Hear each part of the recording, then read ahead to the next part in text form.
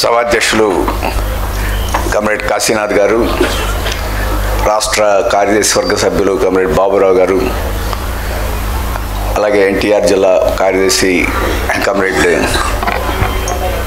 కృష్ణ గారు, అలాగే విజయవాడ సిటీ, అలాగే జిల్లా కమిటీ సభ్యులు, ఈ కార్యక్రమంలో పాల్గొంటున్న కామ్రేడ్స్, మిత్రులు, సోదరిమణులు అందరికీ నమస్కారం. ఈరోజు వినపట్లేదా?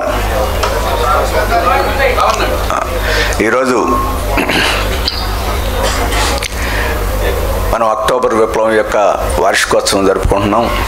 ఇక్కడే కాదు, ప్రపంచమంతా ఇది ఒక సంబరంలాగా ఈరోజు ప్రజలు జరుపుకుంటున్నారు.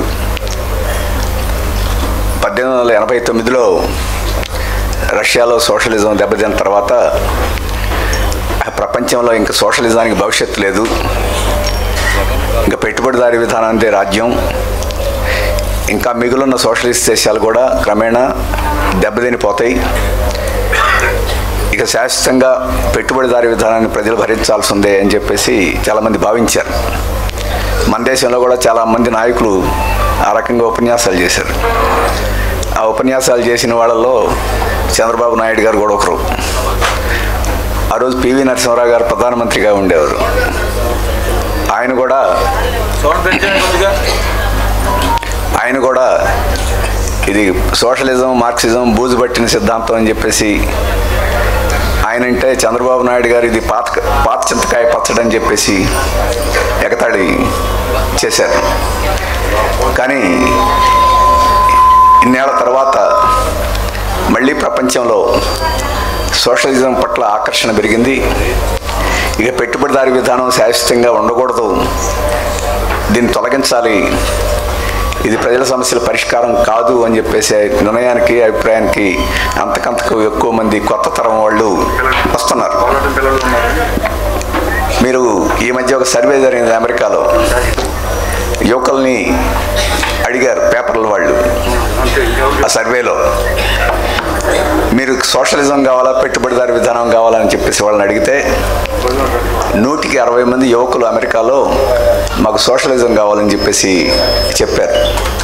అది ఎక్కడో భారతదేశంలో కాదు, అమెరికాలో. అమెరికా అంటే ప్రపంచంలో పెట్టుబడిదారీ విధానం అభివృద్ధి చెందిన దేశం, ప్రపంచంలో పెత్తనం చేసే దేశం, ప్రపంచాన్నంతా దోచుకొని ఆ దోచుకున్న సొమ్ముని అక్కడ ప్రజల్లో ఖర్చు పెట్టి ఆ రకంగా పెట్టుబడిదారీ విధానమే గొప్పదని చెప్పేసి ప్రజలందరూ నమ్మేట్టు చేసే దేశం.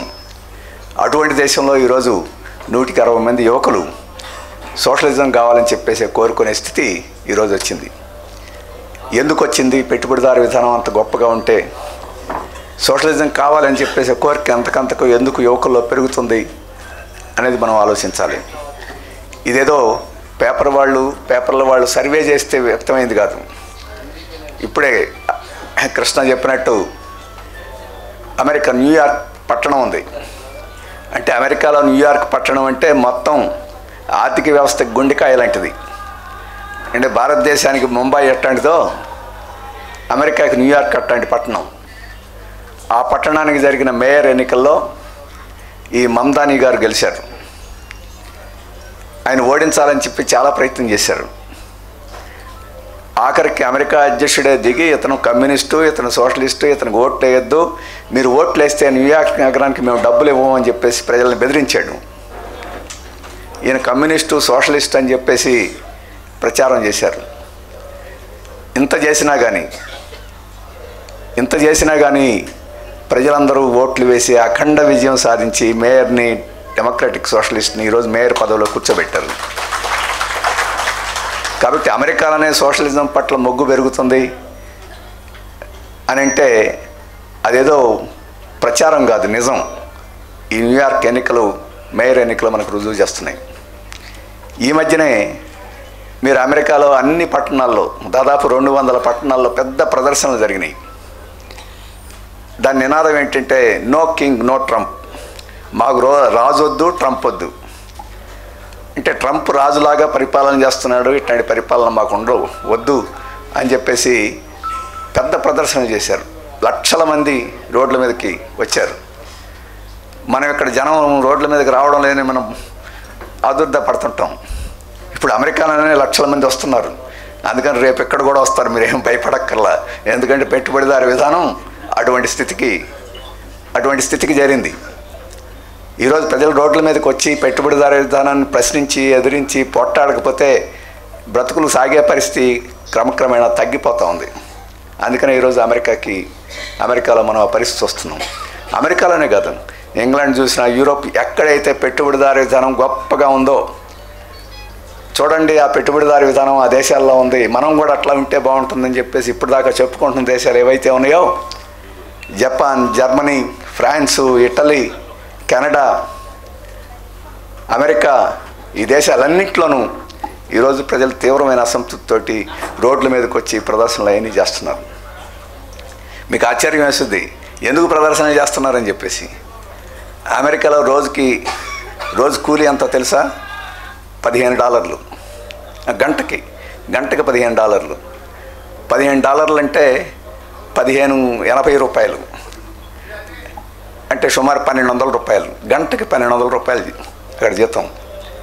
8 గంటల పని దినానికి చూసుకోండి, 8 గంటల పని దినానికి 1200 × 8 దాదాపు $9,000 ఒక రోజుకి వాళ్ళకి జీతం. అయినా వాళ్ళు సోషలిజం కావాలని కోరుకుంటున్నారు. ఇక్కడ మన జీతం ఎంత? మన హమాలీలు ఉన్నారు, వాళ్ళు రోజంతా కష్టపడితే ఒక $1000 రోజుకి గిట్టుబాటు అవుద్దాము. మరి రేగా పనికి పోతే రోజుకు $200, $300 గిట్టుబాటు కాదు. మన అంగన్వాడీలకి మొత్తం అడిజిప్పి చేసినా ఒక 10,000 వస్తుందేమో నెలకి. 11,500 వస్తాయి. ఇది అన్ని పనులు వాళ్ళు చేస్తే. ఇక మధ్యాహ్నం భోజనం వాళ్ళ సంగతి చూస్తున్నాం, ఆశా వాళ్ళ సంగతి చూస్తున్నాం, కన్స్ట్రక్షన్ వర్కర్స్ చూస్తున్నాం. నేను ఇక్కడ ఎందుకు చెప్తానంటే, ఇంత తక్కువ వేతనం మనకు వస్తుంది, అంత ఎక్కువ వేతనం అక్కడ వస్తుంది. అంత ఎక్కువ వేతనం ఇచ్చేవాళ్ళు కూడా ఈరోజు మాకు జీతం చాలడం లేదు, ఈ పెట్టుబడిదారు విధానం వద్దు, పోవాలని చెప్పేసి కోరుకునే పరిస్థితికి వచ్చారంటే దానికి ఎక్కడో పెట్టుబడిదారు విధానంలోనే సమస్య ఉన్నది. ఈ జీతం భత్యమే కాదు, ఇంకా చాలా ప్రజలు కోరుకుంటారు. వాటిని ఇవ్వడంలో పెట్టుబడిదారు విధానం విఫలమవుతుంది అని చెప్పేసి మనం అర్థం చేసుకోవచ్చు. అందుకని కోరుకుంటున్నారు. ఈరోజు అమెరికాలో ఉండే కొన్ని పరిస్థితులు మీకు చెప్తే స్పష్టంగా అర్థమవుతుంది. ప్రపంచంలో పెట్టుబడిదారు సామ్రాజ్యవాదం అని చెప్పేసి ఇక్కడ చెప్పారు. సామ్రాజ్యవాదం అంటే అమెరికా ఎంత స్థాయిలో ఈరోజు ఎందుకుంది? అమెరికా మనలాంటి దేశాలను దోచుకుంటుంది కాబట్టే, ఈ దోచుకున్న సొమ్ముని అక్కడ తీసుకెళ్ళి ఖర్చు పెడుతుంది కాబట్టి ఆ స్థాయిలో ఉంది. ఈ సామ్రాజ్యవాద దేశాలని అంతకుముందు భారతదేశం, చైనా, ఇండోనేషియా, మలేషియా, బంగ్లాదేశ్, ఇప్పుడు ఏదైతే దేశాలని చెప్పుకుంటున్నాం, ఈ దేశాలన్నింటినీ దోచుకొని అక్కడ సంపదను తీసుకెళ్ళి, బంగారాన్ని తీసుకెళ్ళి లక్షల మంది, కోట్ల మందిని చంపి, లాటిన్ అమెరికాలో అయితే లక్షల మందిని చంపేశారు, సమూలంగా చంపేశారు. అక్కడ రెడ్ ఇండియన్స్ అని ఉంటారు. రెడ్ ఇండియన్స్ అని అంటే వాళ్ళు ఇండియా అనుకున్నారు మొదట. అమెరికా నుంచి అక్కడికి పోయిన వాళ్ళు, యూరోప్ నుంచి పోయిన వాళ్ళు ఇండియన్స్ అనుకున్నారు. అందుకని ఎర్రగా ఉన్నారు ఇండియన్స్, అందుకని రెడ్ ఇండియన్స్ అని పెట్టారు. మొత్తం రెడ్ ఇండియన్స్లో అమెరికాలో ఉండే ఆ జాతిని చంపేసేసారు. ఇక్కడ నుంచి వెళ్ళి తెల్లల వాళ్ళు, ఇప్పుడు అమెరికాలో ఉన్న వాళ్ళు అమెరికాలో వాళ్ళు కాదు, ఐరోపా నుంచి ఎక్కడి నుంచి పోయిన వాళ్ళు. ఆస్ట్రేలియాలో కూడా వీళ్ళు వెళ్ళారు. ఆస్ట్రేలియాలో కూడా అక్కడ ఉన్న ప్రజలందరినీ చంపేసి ఆ భూములన్నింటినీ ఆక్రమించుకున్నారు. బ్రిటిష్ వాడు ఈ దేశానికి వచ్చి ఇక్కడ రాజులందరినీ తొలగించేసి ఈ దేశాన్ని ఆక్రమించి ఎట్ట పరిపాలన చేశారో, ప్రపంచాన్ని అంతటిని అట్ట దోచుకొని బంగారాన్ని, గనుల్ని, వనరుల్ని, పంటల్ని, వీటన్నిటిని దోచుకుపోయి ఈరోజు ఆ రకంగా పెరిగారు. అటువంటి దేశాల్లో కూడా ఈరోజు కార్మికులు తిరుగుబాటు చేసే పరిస్థితి వచ్చింది అనేది మనం అర్థం చేసుకోవాలి. అందుకనే పెట్టుబడిదారు విధానానికి భవిష్యత్తు లేదు. మరి పెట్టుబడిదారు విధానానికి భవిష్యత్తు లేకపోతే ఏది మార్గం అని ఆలోచించడం మొదలెట్టారు. చాలామంది ఇంకా సోషలిజం కావాలని కోరుకోవడంలా పెట్టుబడిదారు విధానం వద్దని చెప్పి మాత్రం అనుకుంటున్నారు. వాళ్ళు కూడా కొంతకాలానికి పెట్టుబడిదారు విధానం లేకపోతే ఏంటి మార్గం? మళ్ళీ పాతకాలపు రాజులను తెచ్చుకుందామా? అందుకని అమెరికాలో నో కింగ్స్, రాజులు ఉండకూడదని చెప్పేసి, కాబట్టి రాజులను తెచ్చుకోలేరు, మనకు రాజరికం వద్దు. కాబట్టి ఇక మిగిలిన సోషలిజానికి మనం కావాలని చెప్పేసి అంతకంతకు ఎక్కువ మందికి వస్తున్నారు. ఇది మనం మొదట అర్థం చేసుకోవాలి. మరి పెట్టుబడిదారి విధానం మీద ఎందుకు కోపం వస్తుంది అనేదానికి కొన్ని ఉదాహరణలు చెప్తాను. మొదటిది, ఈరోజు పెట్టుబడిదారీ విధానం ప్రపంచవ్యాప్తంగా సంక్షోభంలో పడటానికి ఒక సూచన ఏంటంటే ప్రపంచంలో వ్యాపారం అంతా గత 10 ఏళ్లలో క్రమక్రమేణా పడిపోతూ ఉంది. ఒక 10 సంవత్సరాల క్రితం ప్రపంచంలో వ్యాపారం 4% ప్రతి సంవత్సరం పెరిగేది. అంటే దేశాల మధ్య వ్యాపారం ఇప్పుడు మనం వంటంలో మార్కెట్లో వ్యాపారం జరుగుతుంది చూడు, అట్లాంటి వ్యాపారం దేశాల మధ్య కూడా జరుగుద్ది. మన దేశం నుంచి అక్కడికి ఎగుమతి చేసి, వాళ్ళ దేశాల నుంచి ఇక్కడ ఎగుమతి చేసి, ప్రపంచంలో ఇట్లాంటి వ్యాపారం ప్రతి సంవత్సరం 100కి 4 రూపాయల వంతున పెరిగేది 10 సంవత్సరాల క్రితం. ఇప్పుడు ఈ సంవత్సరం 100కి రూపాయి కూడా పెరగడంలా. అంటే దాదాపు 40%, 50% వ్యాపారం పడిపోయింది. వ్యాపారం పడిపోవడం అంటే ఎందుకు కొనడం లేదు? వ్యాపారం పడిపోవడం అంటే ఏమిటి? కొనేవాడు తక్కువయ్యాడని. ప్రపంచంలో ప్రజల కొనుగోలు శక్తి ఎప్పుడైతే పడిపోదో, వాళ్ళు ఎప్పుడైతే కొనలేకపోతున్నారో అప్పుడు వ్యాపారం పడిపోద్ది. ఇప్పుడు మన దేశంలో కూడా వ్యాపారం ఎట్టుందని అడుగుతాం. ఏముందండి, ఎవడు రావడం లేదు, కొనడం లేదు. దీపావళి వచ్చినా కానీ అమ్ముడుపోవడం లేదు, సంక్రాంతి వచ్చినా కానీ అమ్ముడుపోవడం లేదు అంటాం. ఎందుకని అమ్ముడుపోవడం లేదు? చేతిలో డబ్బు ఉంటే కొనుగోలు చేస్తారు, చేతిలో డబ్బు లేకపోతే కొనుగోలు చేయరు. ఇది దేన్ని సూచిస్తుందంటే ఈరోజు పెట్టుబడిదారీ విధానం ప్రజలకి ఆదాయం ఇవ్వలేకపోతుంది, అందుకని వ్యాపారాలు ఇవన్నీ కూడా పడిపోతున్నాయి అని చెప్పేసి ఇది ప్రపంచంలోనే మనకి తెలియజేస్తుంది. ఇది మొదటిది. ఇక రెండవది, అమెరికా డాలర్ ఉంది. డాలర్ అంటే మనకు రూపాయిలాగా అమెరికాకి డాలర్ ఉంది. మీలో కొంతమందికి తెలుసు, ప్రపంచంలో అన్ని రకాల ఈ రూపాయలు, మనకు రూపాయ, చైనాలో యెన్, ఇట్లా పేర్లు ఉంటాయి. ఇంగ్లాండ్లో పౌండ్ అని ఇట్లాంటి పేర్లు ఉంటాయి. వీటన్నిటికన్నా మించి డాలర్, అమెరికా డాలరు అందరూ డాలర్ దగ్గర పెట్టుకోవాలనుకుంటారు. ఎందుకంటే డాలర్ అంటే బంగారం కింద లెక్క, డాలర్ అంటే బంగారం కింద లెక్క. అందుకని మనం కూడా ఎవరైనా పిల్లల్ని అమెరికాకి పంపాలంటే ఏం చేస్తాం? రూపాయలు ఇచ్చేసి డాలర్ తీసుకొని వెళ్తాం. ఇప్పుడు ఈ డాలర్కి మీద నమ్మకం పోయింది. ఎవడన్నా డాలర్ ఉంటే మా దగ్గర డాలర్ వద్దు, బంగారం కొనుక్కుంటాం అంటున్నారు. డాలర్ మీద మీకు నమ్మకం ఉందనుకోండి, ఈ డాలర్ తీసుకెళ్తే ఈ సంవత్సరం ఒక చీర వచ్చిందనుకుంటే వచ్చే సంవత్సరం కూడా ఆ డాలర్ తీసుకెళ్తే ఆ చీర వస్తే దాని మీద నమ్మకం ఉంటుంది. వచ్చే సంవత్సరం పోతే $2 అడిగాడు అనుకోండి, అదే చీరకి ఈ డాలర్ మీద నమ్మకం పోద్ది. అందుకని ఇప్పుడు ప్రపంచవ్యాప్తంగా డాలర్ మీద నమ్మకం పోయి ప్రజలకి డాలర్ మీద నమ్మకం పోవడం అంటే అమెరికా మీద నమ్మకం పోవడం. అమెరికా మీద నమ్మకం పోయి అందరూ తమ సంపదను ఏమిటంటే, తమ డబ్బులను ఏమిటంటే బంగారంలోకి మార్చుకొని నిల్వ చేసుకుంటున్నారు. ఇప్పుడు బంగారం ధరలు పెరిగిపోయి, నాకు ఐడియా లేదు, బంగారం విపరీతంగా ధరలు పెరిగిపోయినాయి. ఎందుకు పెరిగిపోయినాయి? ఎవడు డాలర్లో సంపదని పెట్టుకోవడంలా. అందుకని బంగారం అన్నా కొంటున్నాడు, లేకపోతే భూములన్నా కొంటున్నాడు. కొంతమంది డాలర్ మీద నమ్మకం పోయి చైనా యొక్క యువాన్ అని చెప్పేసి ₹1 అంటాం, ఆ యువాన్ అన్నా కొని పెట్టుకుంటున్నాడు. అంటే చైనా మీద నమ్మకం వచ్చింది, ఈరోజు అమెరికా మీద పోయింది. అంటే ప్రపంచాన్ని ఏదైతే దేశం పెత్తనం చేసి ఆ రకంగా ఆధిపత్యం వహించాలని అమెరికా డాలర్ మీద నమ్మకం పోయి ఆ రకంగా ప్రపంచ ఆర్థిక వ్యవస్థ మీద సామ్రాజ్యవాదం యొక్క పెత్తనం తగ్గిపోయే పరిస్థితి ఈరోజు వచ్చింది. ఇది ఈ ప్రపంచంలో పెట్టుబడిదారీ విధానానికి రోజులు దగ్గర పడ్డాయి అనేది ఇంకో సూచన. ఇక మూడోది, అమెరికా యొక్క పెత్తనం తగ్గిపోతుంటే వాళ్ళు ఊరుకుంటారా? వాళ్ళు పెత్తనం చేయాలనుకుంటారు. ఎవడైనా ఈ పెత్తనం కుదరదంటే వాడు ఊరుకోడు కదా, ఎదిరించి వాళ్ళని దెబ్బతీసి పత్తనం నిలబెట్టుకోవాలని ప్రయత్నం చేస్తాడు. అమెరికా పనిచేస్తుంది. అందుకని అమెరికా ఎక్కడైతే ఎదురు తిరిగితే వాళ్ళందరి మీద యుద్ధం చేస్తుంది.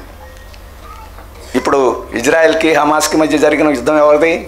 వాళ్ళిద్దరి మధ్య కాదు, అమెరికా చేయిస్తున్న యుద్ధం. ఇప్పుడు రష్యాకి ఉక్రెయిన్కి మధ్య జరుగుతున్న యుద్ధం ఎవరిది? వాళ్ళిద్దరి మధ్య కాదు, అమెరికా రష్యా మధ్య చేయిస్తున్న యుద్ధం. వెనకుండి ఆ యుద్ధాన్ని నడిపిస్తుంది. ఈ రకంగా ఎవడైతే ఎదురు తిరిగితే వాళ్ళందరి మీద యుద్ధం ప్రకటించి వాళ్ళని దెబ్బతీయాలని చెప్పేసి ప్రయత్నం చేస్తుంది. అయితే విచిత్రం ఏంటంటే ఇంతకు ముందులాగానే ఇప్పుడు కూడా వాళ్ళు ఎవరి మీద యుద్ధం ప్రకటిస్తే ఆ యుద్ధాలన్నింటిలోనూ అమెరికా ఓడిపోతుంది. ఇంతకుముందు వియత్నాం మీద యుద్ధం ప్రకటించింది. వియత్నాంలో చిన్న దేశం, మన ఆంధ్ర అంత కూడా ఉండదు వియత్నాం. 1975లో ఆ యుద్ధంలో ఓడిపోయి అమెరికా సైనికులు హెలికాప్టర్లో విమానాల మీద పరుగు తీసి అమెరికా పారిపోవాల్సిన పరిస్థితి వచ్చింది. అది ఎప్పుడెప్పుడో. ఈ మధ్య ఆఫ్ఘనిస్తాన్ చిన్న దేశం, ఆంధ్ర అంత కూడా ఉండదు, ఇంకంతకన్నా చిన్న దేశం, కొండలు తుప్పలు ఉండే దేశం. ఆ దేశంలో కూడా చాలామంది హెలికాప్టర్లు ఎక్కలేక కింద పడి చచ్చిపోయిన వాళ్ళు ఉన్నారు, అమెరికా వాళ్ళు. అంత చిన్న దేశాన్ని కూడా యుద్ధంలో ఓడించలేక పారిపోయి వెళ్ళిపోయారు. ఇప్పుడు ఇజ్రాయిల్ హమాస్ యుద్ధం కూడా వడంబడిక చేసుకోవాల్సి వచ్చింది. ఆ యుద్ధంలో గెలవలేక ప్రపంచంలో ఉండే ఇతర దేశాలన్నీ వ్యతిరేకించి ప్రజలందరూ వ్యతిరేకిస్తున్నారని ఏదో ఒక రకం ఒప్పందం చేసుకోవాల్సిన పరిస్థితి వచ్చింది. ఇప్పుడు ఉక్రెయిన్ రష్యా మధ్య యుద్ధం జరుగుతుంటే అమెరికా మద్దతు ఇస్తున్న ఉక్రెయిన్ ఓడిపోయే పరిస్థితి వచ్చేసింది. ఇదేం తెలియజేస్తుంది? పాతకాలపు లేస్తే మనిషిని కాదనే స్థితికి వచ్చేసింది అమెరికా. మనం అంటానే లేస్తే మనిషిని కాదని చెప్పే సామెత ఉంటుంది. ఎందుకంటే అటు కాళ్ళు లేవు, కూర్చొనే ఉండాలి. అందుకని లేస్తే మనిషి కాదు నిజంగా, కానీ లేస్తే మనిషిని కాదని బెదిరిస్తూ ఉంటాడు. పోయినోడినల్లా నిజమేమో లేస్తే ఏమైనా కొడతాడేమో అని చెప్పేసి వీళ్ళు పారిపోతుంటారు. అది ఇంతకుముందు జరిగింది అమెరికాకి. ఇప్పుడు అందరికీ అర్థమైపోయింది, ఇటు కాళ్ళు లేవు, లేచినా కానీ ఏం చేయలేడు అని చెప్పేసి అర్థమైపోయింది. అందుకని ప్రపంచంలో యుద్ధాలన్నింటిలోనూ ఈరోజు అమెరికా ఓడిపోయే పరిస్థితి వచ్చింది. ఈరోజు అమెరికా చైనా మీద దాడి చేయడానికి ప్రయత్నం చేస్తుంది, కానీ ధైర్యం చేయలేకపోతుంది. ఇప్పుడు పాకిస్తాన్కి నేను, ఇండియాకి నేను యుద్ధం సంధి చేశానని చెప్పేసి అంటున్నాడు. భారతదేశం అంగీకరించట్లా, నువ్వేం సంధి చేసావని చెప్పేసి. అందుకని ఈరోజు ఉడతోపులు తప్ప సామ్రాజ్యవాదానికి నిజంగా ప్రపంచాన్ని పెత్తనం చేసే శక్తి అంతకంతకు తగ్గిపోయిందని చెప్పేసి కూడా, దాంతో పెట్టుబడిదారీ విధానం మీద నమ్మకం పోతుంది. అమెరికా మీద నమ్మకం పోయిన తర్వాత ఇంక పెట్టుబడిదారీ విధానం మీద నమ్మకం ఏముంటుంది? ఇది మూడో విషయం. ఇక నాలుగో విషయం, అమెరికాలో ఏం జరుగుతుంది ఇప్పుడు మీరందరూ చూసి ఉంటారు. గత 40 రోజుల నుంచి అమెరికా ప్రభుత్వం ఆగిపోయింది. ఎందుకంటే బడ్జెట్ ఇప్పటి వరకు పాస్ కాల, ఉద్యోగులకు జీతాలు లేవు. ఎందుకనే బడ్జెట్ కేటాయింపులు ప్రకటించి పాస్ అయితేనే కదా ఉద్యోగులకు జీతాలు ఇచ్చేది. ఇప్పుడు 40 రోజుల నుంచి అక్కడ జీతాలు లేవు అమెరికాలో. అందుకనే ప్రజలు రోడ్ల మీదకి వచ్చి ఈరోజు పోరాటాలు, ఉద్యమాలు అక్కడ చేయాల్సిన పరిస్థితి వచ్చింది. అందుకనే నో కింగ్స్, ఈ ట్రంప్ వద్దని చెప్పేసి ఈరోజు ప్రదర్శనలు జరగడానికి కూడా ఒక ముఖ్యమైన కారణం అది. అంతేకాదు ఆ రకమైన అసంతృప్తి ఈరోజు అన్ని ఎన్నికల్లోనూ, అమెరికాలో జరిగిన అన్ని ఎన్నికల్లోనూ ఈరోజు ట్రంప్కి సంబంధించిన స్నేహితులందరూ ఓడిపోయే పరిస్థితి కూడా వచ్చింది. అమెరికాలోనే వాడు సమస్యలను పరిష్కారం చేయలేని పరిస్థితిలో ఉంటే, అమెరికాలో ప్రభుత్వంలో బిల్లు పాస్ చేసుకోలేక ఉద్యోగులకు జీతాలు కూడా ఇచ్చుకునే పరిస్థితి లేకపోతే ప్రపంచాన్ని ఏమి వెళ్తాడని చెప్పేసి అందరికీ ఈరోజు నీ ఇంట్లో నువ్వు చక్కబెట్టలేకపోతున్నావు, ఊరంతా ఏం చేస్తావురా అని చెప్పేసి ఈరోజు అడిగే పరిస్థితి ఈరోజు వచ్చింది. కానీ చైనా ఈరోజు అమెరికాతో పోటీపడి కాదు, అమెరికా కన్నా ఈరోజు మించిపోయి ఉత్పత్తి జరుగుతుంది. చైనాకి ఏం పేరంటే ప్రపంచ ఫ్యాక్టరీ అని చెప్పేసి. ప్రపంచంలో వస్తువులన్నీ అక్కడ తయారవుతాయి. ఈరోజు ప్రపంచంలో ఎన్ని దేశాలకైనా చైనా వస్తువులే వస్తున్నాయి. మనకు కూడా తెలుసు, వినాయకుడి విగ్రహాలతో సహా అన్నీ అక్కడి నుంచి వస్తాయి. అక్కడేం వినాయకుడిని పూజించరు, కానీ వినాయకుడి విగ్రహాలు చూసా అక్కడ నుంచి వస్తున్నాయి. వీటన్నిటికన్నా మంజా అంటే మీకు బాగా తెలుసు. అంటే గాలిపటాలు ఎగరేస్తారే, గాలిపటాలకి ఎగరేసే దారం, దాని మంజా. గాలిపటాలకి దారాలు కూడా అక్కడి నుంచి వస్తున్నాయి, గాలిపటాలు కూడా అక్కడి నుంచి వస్తున్నాయి. అంటే మీరు అమెరికాకి, నాకు బాలయోగి మా స్పీకరు ఆంధ్ర యూనివర్సిటీలో మేమందరం కలిసి చదివాం, మన ఎస్ఎఫ్ఐలో ఉండేవాడు. ఆయన అమెరికా వెళ్ళాడు. అమెరికా వెళ్ళి ఏదైనా గిఫ్ట్ తీసుకెళ్దామని చెప్పేసి అయ్యా షాపులన్నీ తిరిగాడు. ఓ మంచి గిఫ్ట్ ఉందని చెప్పేసి కొన్నాడు. అడిదిరికేసి తిరిగేసి ఆ చైనా, మేడ్ ఇన్ చైనా ఉంది. అమెరికాకు వచ్చి ఆ గిఫ్ట్ మేడ్ ఇన్ చైనా ఎందుకు తీసుకెళ్ళడం అని చెప్పేసి వదిలేసి వచ్చాను, నువ్వు తీసుకోవాలి అని చెప్పేసి గిఫ్ట్ కొనకుండా వచ్చేసానని చెప్తున్నాడు. అంటే ఈరోజు పరిస్థితి వీరు ఎంత వద్దనుకున్నా ఈరోజు అమెరికా మీద ఈ చిన్న చిన్న గిఫ్ట్ పక్కన పెట్టండి. ఈరోజు ప్రపంచంలో పెద్ద పెద్ద శాస్త్ర సాంకేతిక పరిజ్ఞానం కలిగిన అన్నింటిలోనూ ఈరోజు చైనా ఆధిపత్యం వహిస్తుంది. మీరు సోలార్ ప్యానెల్స్ చూస్తున్నారు. ఈ సోలార్ ప్యానెల్స్ చైనా ఫస్ట్. ఈరోజు చైనాని తలదన్నేవాడు ఎవడు లేడు, ఎవడన్నా అక్కడి నుంచి కొనాల్సిందే. ఈ కార్లు ఉన్నాయి, మనం ఇంకా కార్లు, ఆ కార్లు బ్యాటరీ కార్లు, డీజిల్ లేకుండా బ్యాటరీ కార్లు. ఇప్పుడు టెస్లా పేరెంట్ అలాన్ మాస్క్ వాడు కూడా చేతులు ఎత్తేసాడు. ఈరోజు చైనా కార్ల ముందా ఎవడో నిలబడలేకున్న పరిస్థితి. ఈరోజు టెస్లా కారు పెద్ద కారు అని చెప్పి అనుకుంటే దానికి ఒకసారి బ్యాటరీలో ఛార్జింగ్ అయిపోతే ఆ ఛార్జ్ చేయడానికి ఇప్పటికీ గంట పడుతుంది. చైనాలో తయారు చేసిన బ్యాటరీ పెడితే 5 నిమిషాల్లో కారుకి ఛార్జ్ అయిపోతుంది, ఫుల్ ఛార్జ్ వచ్చేస్తుంది. దాని నుంచి ఈరోజు అమెరికా తట్టుకోగలిగిన పరిస్థితి లేదు. అంతేకాదు రోబోటిక్స్ అంటే మీరు మనిషిలాగా బొమ్మ ఉంటుంది. రోబోట్స్ అంటే మీకు తెలుసు కదా, అన్ని పనులు అది చేసి పెట్టేస్తుంది. మీరు ఇంట్లో పని మనిషిని తీసేసి ఒక రోబోట్ని పెట్టుకుంటే వంట చేసి అంట్లు కడిగి మీకు వడ్డించి అవసరమైతే మీరు తుడిపించుకొని అయితే మూతి కూడా తుడిసి చేస్తుంది. మీకు మోడర్న్ టైమ్స్ సినిమాలో కార్మికులకి శ్రమ మిగిలించాలని చెప్పేసి మీరు ఆ సినిమా చూడండి ఒకసారి. పెట్టుబడిదారులు ఏం చేస్తారు, ఆ కార్మికుడు పని చేస్తూనే ఉంటాడు, పని చేస్తామంటే నోరు తెరిస్తే ఆ నోట్లో భోజనం పెట్టుద్ది. అది ఆ పక్కన ఏమైనా అంటుకుంటే అది డస్టర్ పెట్టి తుడుచుద్ది ఆ యంత్రమే.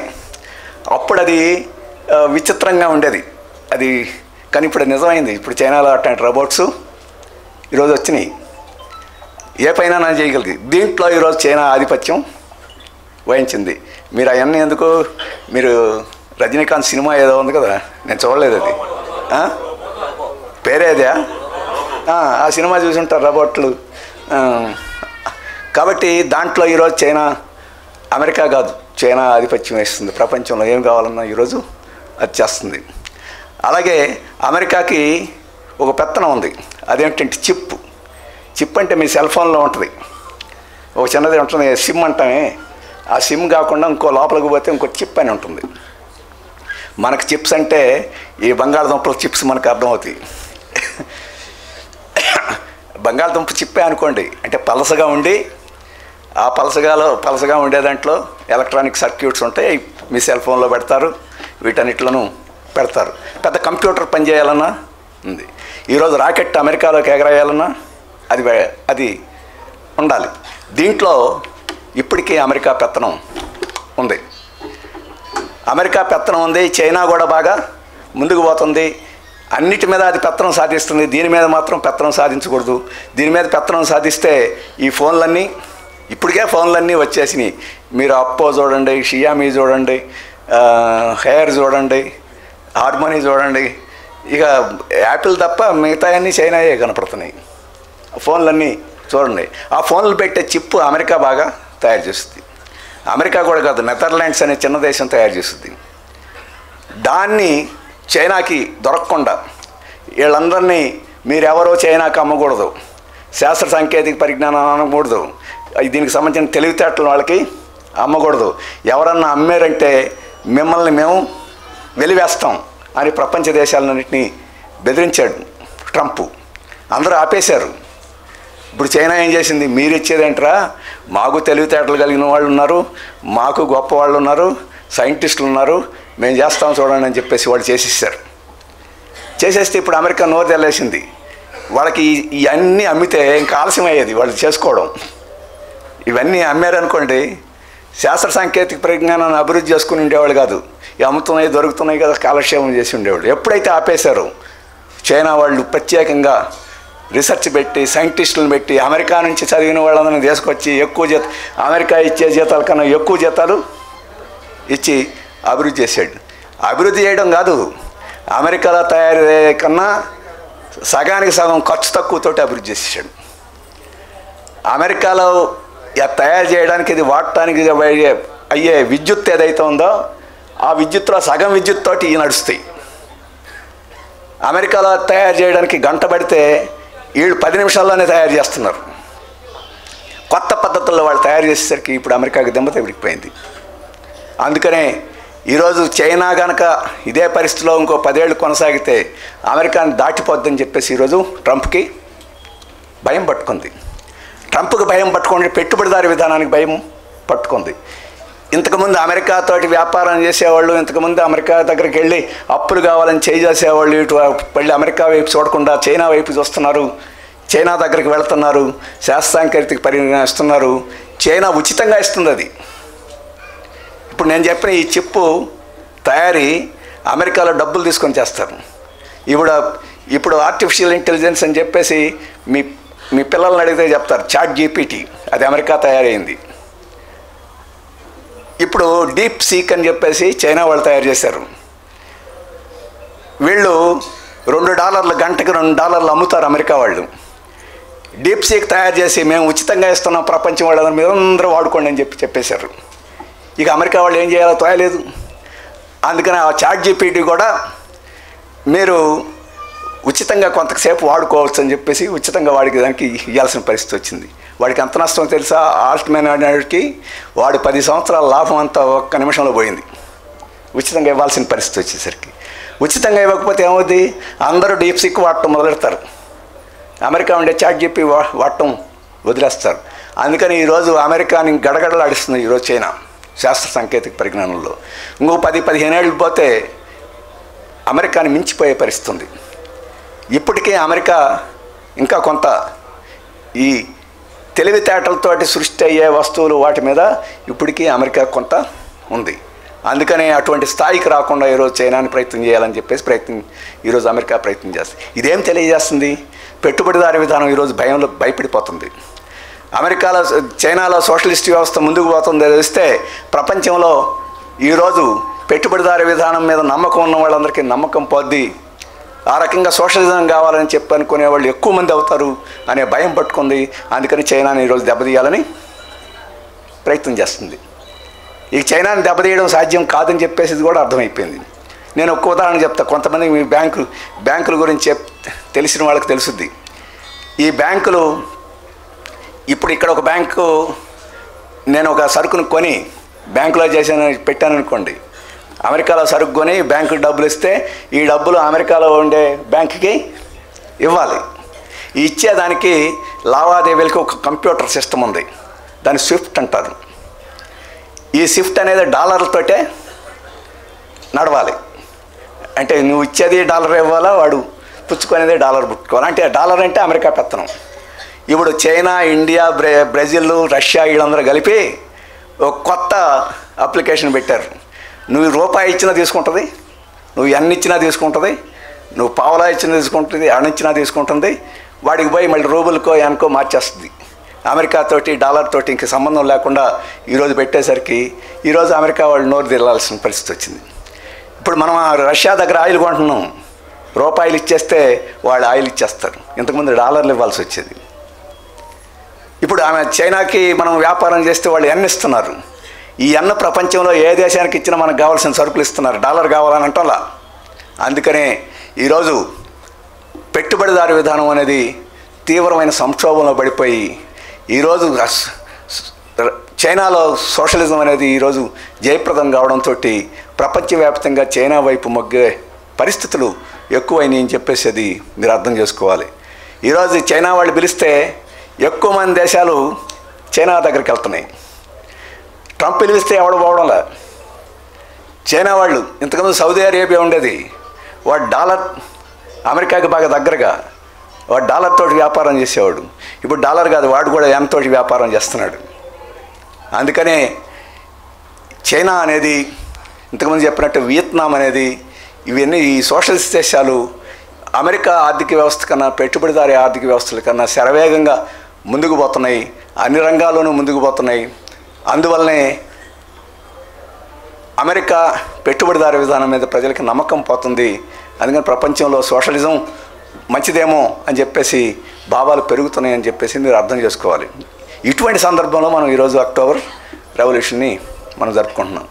కొంతమందికి మనం అక్టోబర్ రెవల్యూషన్ అంటాం, మరి నవంబర్లో ఎందుకు జరుపుతున్నాం అని చెప్పేసి అనుకోవచ్చు. రష్యా క్యాలెండర్ ప్రకారం అక్టోబరు, అదే రోజు మన క్యాలెండర్ ప్రకారం నవంబర్. అందుకనే అక్టోబర్ రెవల్యూషన్ నవంబర్ 7వ తేదీన జరుపుతున్నాం.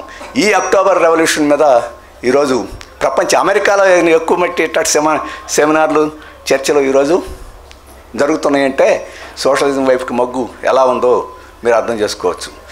అలాగే ఈరోజు మన దేశంలో ఉండే పరిస్థితులు చూసినా మన దేశానికి కూడా సోషలిజం తప్ప ఇంకో మార్గమేమీ లేదు. అయితే ఈరోజు అమెరికా, యూరోప్ అటువంటి దేశాలలాగా సోషలిజం కావాలనే శక్తులు ఇంతకుముందు బలంగా ఉన్నాయి. అయితే అక్కడ అంత వేగంగా ఇక్కడ ఇప్పుడు పెరగడం లేదు. ఎందుకు పెరగడం లేదు? ఇప్పుడు పెట్టుబడిదారీ విధానం నమ్మకం పోతుంటే సోషలిజం వైపుకి మళ్ళకుండా సోషలిజం మంచిది, మనం ఇటువైపు మళ్ళుదాం అని చెప్పేసి ఆలోచనల కన్నా మనం రాములు వారు వస్తే మనకి ముక్తి వస్తుందేమో, యేసుక్రీస్తు వస్తే మనకు ముక్తి వస్తుందేమో, అల్లా వస్తే ముక్తి వస్తుందేమో, లేదు ఈ ముస్లింలందరినీ ఎళ్ళగొడితే మనకి మన దేశానికి కావాల్సిన ఉద్యోగాలు అవన్నీ వచ్చేస్తాయేమో అనే భావాలని ఈరోజు బీజేపీ, ఆర్ఎస్ఎస్ వాళ్ళు ప్రచారం చేస్తున్నారు. సోషలిజం వస్తే మన సమస్యలు పరిష్కారం చేస్తాం అవుతాయి అని చెప్పేసే భావాల కన్నా ఈ రకంగా వెంకటేశ్వర స్వామి దగ్గరికి వెళ్తే పరీక్ష పాస్ అవుతామను, దుర్గ దగ్గరికి వెళ్తే డబ్బులు వస్తాయను, లేకపోతే షేర్ మార్కెట్లో పెట్టిన డబ్బు అక్కడ పోకుండా మళ్ళీ దక్కుద్దేమో, ఇట్లాంటి ఆశలతోటి ఈరోజు అందుకని, లేదా ఆవు మూత్రం తాగితే జబ్బు తగ్గుద్దేమోనని, లేదా పేడ ముఖానికి రాసుకుంటే అందం వస్తుందని ఇప్పుడు బీజేపీ వాళ్ళు చెప్తున్నారు. పేడకాయ, ఆవు పేడకాయ మహత్యం ఉందట, అది రాసుకుంటే మంచి అందంగా తయారవుతారట. ఇంకా లాక్మీ పౌడర్లు గేవడర్లు ఏం అక్కర్లా, అది సరిపోద్దని చెప్పేసి బీజేపీ వాళ్ళు చెప్తున్నారు. అలాగే ప్లాస్టిక్ సర్జరీ, ఎవరన్నా అందం కావాలని ప్లాస్టిక్ సర్జరీ చేసుకోవాలంటే ఇప్పుడేంటి ప్లాస్టిక్ సర్జరీ? ఏనుక్కి మన వినాయకుడు తలకాయ పెట్టేసి ప్లాస్టిక్ సర్జరీ, వినాయకుడికి మనిషికి ఏనుగు తలకాయ పెట్టి ప్లాస్టిక్ సర్జరీ అప్పుడే చేసేసారని చెప్తున్నారు. మీకు బంగారం కావాలని ఆశ ఉంటే ఏం లేదు, పాలల్లో పాలు పొంగిస్తే బంగారం ఉత్పత్తి అవుద్దని చెప్పేసి ఈ మధ్య ఎవడో రాశాడు. ఎందుకంటే ఆవు పాలు పొంగిసి కాస్తే పైన పసుపు పచ్చ బంగారపు రంగుతో ఒక ఇది వస్తుంది, అది బంగారం అని చెప్పేస్తున్నారు వాళ్ళు. కాబట్టి ఇటువంటి అశాస్త్రీయమైన భావాల్ని నమ్మేట్టుగా ఈరోజు ప్రజలు చేసే పరిస్థితి మనకి కనపడుతుంది. అశాస్త్రీయమైన భావాలను మనం నమ్మడం మొదలెడితే పరీక్షకు చదవకుండా వెంకటేశ్వర స్వామి కొబ్బరికాయ కడితే సరిపోయేది ఉంది. ఇప్పుడు అట్ట అయిపోద్ది. మనం పరీక్షలు చదవం, కష్టపడం, ఏమీ చేయం, దేవుడిని నమ్ముకొని ఉంటాం. ఆ దేవుడు, అందుకని ఎవరో అన్నారు దేవుడు మనకి ఏదైనా చెయ్యాలన్నా అంటే దేవుడు మనకు సహాయం చేయాలన్నా ముందు మనం పని చేస్తేనే సహాయం చేస్తాడు, పని చేయనివాడికి సహాయం చేయడం చెప్పాడు ఎవడో. పని చేసేవాడికే దేవుడు సహాయం చేస్తాడు, కష్టపడేవాడికే దేవుడు సహాయం చేస్తాడని చెప్పేసి చెప్పారు. అయితే దేవుడిని కాదనకుండా అదొక పద్ధతి. విషయం ఏంటంటే ఈరోజు సమాజంలో మన కష్టం మీద, మన పని మీద, వాటి మీద ఆధారపడి మనం ముందుకు పోవాలనే భావాల కన్నా ఈ అతీతమైన శక్తుల మీద ఆధారపడేదో ముందుకు పోదాం అని చెప్పేసే పద్ధతిలో ఇది ఉంది. అప్పుడు మనం సూపర్ పవర్ ఎలా అవుతాం, మన సమస్యలు ఎలా పరిష్కారం అవుతాయి. ఆఖరికి ఆపరేషన్ చేసే డాక్టర్ కూడా దేవుడికి నమస్కారం పెట్టి ఆపరేషన్ మొదలెడతాడు. దేవుడికి మన నమస్కారం పెట్టి ఆపరేషన్ చేయకుండా వదిలేయడు. ఎందుకంటే ఆపరేషన్ చేస్తేనే బతుకుతారు. మా ఊర్లో నేను వైజాగ్లో ఉండేటప్పుడు మా ఊర్లో కుటుంబం, మా బంధువుల కుటుంబమే, క్రైస్తవ మతం, అబ్బాయికి క్రైస్తవ మతం అబ్బింది. బైబిల్లో ఏం చెప్పాడు? నారు నీరు అని దేవుడే పోస్తాడని చెప్పాడు. అందుకని వాళ్ళ అమ్మ నాన్న అరగట్టి పొలంలోకి వెళ్తే అటు నిప్పేసేవాడు. ఏమయ్యా పొలం దునకపోతే నారు పోసిన వాడే నీరు పోస్తాడు కాబట్టి కుదరదని చెప్పేవాడు. వ్యవసాయం చేయనిచ్చేవాడు కాదు. ఇక ఆఖరికి నేను వైజాగ్ నుంటే ఆసుపత్రికి తీసుకొచ్చారు. ఏ డాక్టర్కి చూపించేవాడు కాదు. బైబిల్ యేసుక్రీస్తు చెప్పాడు, దేవుడిని నమ్ముకుంటే మన రోగాలు నయం అవుతాయి అని చెప్పేసి. అతనికి నా మీద గురి ఉందని వాళ్ళకి అభిప్రాయం. అందుకని వైజాగ్ తీసుకొచ్చారు. నీకు అక్కడ యేసుక్రీస్తు రోజు దర్శనమిస్తాడని చెప్పి చేసుకెళ్ళి మెంటల్ ఆసుపత్రిలో చేర్చొచ్చాము. ఆ తర్వాత వాళ్ళు వ్యవసాయం చేసుకోవాల్సిన పరిస్థితి వచ్చింది. అందుకని ఏ దేవుడు చెప్పడు పని చేయకుండా బతుకుతామని చెప్పేసి. లేకపోతే యేసుక్రీస్తు గొర్రెలు కావాల్సిన పని ఏమొచ్చింది? అట్లా బతికేమైతే గొర్రెలు కాశాడు. కృష్ణుడు కూడా ఆవుల్ని కాశాడు. మరి వీళ్ళందరూ పని లేకుండా సమాజం బతుకుద్ది, కష్టం లేకుండా సమాజం బతుకుదని ఏ మతం చెప్పలేదు, ఏ చెప్పలేదు. కానీ అసలు వెర్రితలలు వేసిన వాళ్ళు, అట్లాంటి వెర్రితలలు వేసిన వాడే ఇప్పుడు మన అధికారంలో ఉన్నారు. అటువంటి వాళ్ళే ఇట్లాంటి అశాస్త్రీయమైన భావాలు చెప్తున్నాం. ఇట్లాంటి భావాలు ఉంటే ఎందుకు పెరుగుతారు? కానీ ఇంతటితోటి ఉంటే ఒక రకం, ఈ భావాలన్నీ మామూలు ప్రజలకి. కానీ ఈ భావాలు అదానీలకి అంబానీలకి చెప్పడంలా. మీరు బాగా కష్టపడండి, బాగా దోచుకోండి, బాగా చేయండి అని వాళ్ళకి మాత్రం చెప్తున్నారు. మీకు ప్రభుత్వానికి ఏం చట్టం చేయాలో చెప్పండి, మీకు అన్నీ ఉచితంగా ఇచ్చేదానికి వాళ్ళకి చెప్తున్నారు, మనకు మాత్రం ఇవన్నీ చెప్తున్నారు. అందుకని ఈ పరిస్థితి గత 10-15 ఏళ్ళ నుంచి దేశంలో నడిచింది. ఇప్పుడు ప్రజలు కూడా క్రమక్రమేణా అర్థం చేసుకుంటున్నారు ఇక నడవదని చెప్పేసి. ఎందుకంటే 2014లో మోడీ గారు వచ్చారు ఈ దేశంలో అధికారానికి. అంటే అంతకుముందు కూడా బీజేపీ, వాజ్పేయి ఉంది. మోడీ గారు వచ్చిన దగ్గర నుంచి చూద్దాం. 2014 నుంచి 2024 ఈ 10 సంవత్సరాల్లో అంబానీ గారి ఆస్తి ఎంత పెరిగింది? 6 కోట్ల నుంచి 6 లక్షల కోట్ల నుంచి 12 లక్షల కోట్లకి పెరిగింది. 10 ఏళ్లలో 6 లక్షల కోట్ల నుంచి 12 లక్షల కోట్లకి పెరిగింది. వాస్తవంగా సరళీకరణ విధానాలు వచ్చినప్పుడైతే అంబానీ గారి ఆస్తి 1,00,000 కోట్లే 1991లో. ఈ కాలంలో 13 లక్షల కోట్లకి పెరిగింది. అదానీ సంగతి ఏంటి? 1991లో 50,000 అతని ఆస్తి, ఇప్పుడు 12 లక్షల కోట్ల రూపాయలు అయింది. మోడీ గారు వచ్చినప్పుడు ఆస్తి అతనిది 3 లక్షల కోట్లు, ఈ 10 ఏళ్లలో 12 లక్షల కోట్లు అయింది. అంటే మీకు శాతంలో చెప్పాలంటే అదానీ గారి ఆస్తి 1500% పెరిగింది. అంబానీ ఆస్తి 500% పెరిగింది. వీళ్ళిద్దరి గురించి మిగతా వాళ్ళు కూడా అలా పెరిగింది. కానీ ఇదే 10 ఏళ్లలో కార్మికుల జీతాలు ఎంత పెరిగినాయి? 2014లో ప్రతి సంవత్సరం 4.6% పెరిగేది. అంటే 100 రూపాయలు నీకు జీతం ఉంటే 104 రూపాయలు, ఒక సంవత్సరం తర్వాత 104 రూపాయలు అయ్యేది. ఈరోజు 2024లో ఎంత? నీకు 100 రూపాయలు ఉంటే ₹1 పెరుగుతుంది. 100 రూపాయలు ఒక ₹1. అంటే వాళ్ళకెంత పెరుగుతుంది, కార్మికులకి ఎంత పెరుగుతుంది? దాదాపు కార్మికులకు పెరగడంలా. గత 20 సంవత్సరాల నుంచి ఉద్యోగులకు కానీ కార్మికులకు కానీ మొత్తం జీతాలు పెరగడంలా. మరి ఇటువంటి సందర్భంలో ఈ పెట్టుబడిదారు విధానంలో మనం ఎందుకు బతకాలని చెప్పేసి కార్మికులు కోరుకుంటారు. అందుకని ఈరోజు అసంతృప్తి పెరుగుతూ ఉంది. కానీ వ్యవసాయ కార్మికులు, అసంఘటిత రంగ కార్మికులు, వీళ్ళ జీతాలు అసలు పెరగడం లేదు. ఇటువంటి నేపథ్యంలో మోడీ గారి పరిపాలన మీద కూడా క్రమేణా అసంతృప్తి పెరుగుతుంది. ఇంత అసంతృప్తి పెరుగున్నా, ఎంత పరిస్థితి బాగలేకపోయినా ఎందుకని ఈ ప్రభుత్వాన్ని కాదనుకోవడం లేదంటే ఇంతకుముందు చెప్పాను. కొన్ని భావాలు ప్రచారంలో ఉన్నాయి, కొన్ని మూఢనమ్మకాలు పెంచబడుతున్నాయి ఇటువంటివి. అందుకనే ఈ ప్రభుత్వాన్ని కూడా, ఈ విధానాలను కూడా మనం వ్యతిరేకిస్తేనే దేశం ముందుకు పోద్ది. అందుకనే సోషలిజం అనేది మార్గం అని మనం చెప్తున్నాం. సోషలిజం వస్తే ఏం జరుగుద్ది? ఈరోజు ఇళ్ళు లేవు అందరికీ, అది హక్కుగా లేదు. సోషలిజం వస్తే ఇల్లు అనేది ఒక హక్కుగా మనకు వస్తుంది. ఈరోజు తిండి చాలామందికి లేదు, తిండి ఒక హక్కుగా వస్తుంది. ఈరోజు ఉద్యోగం వస్తే వచ్చినట్టు, లేకపోతే నిరుద్యోగం.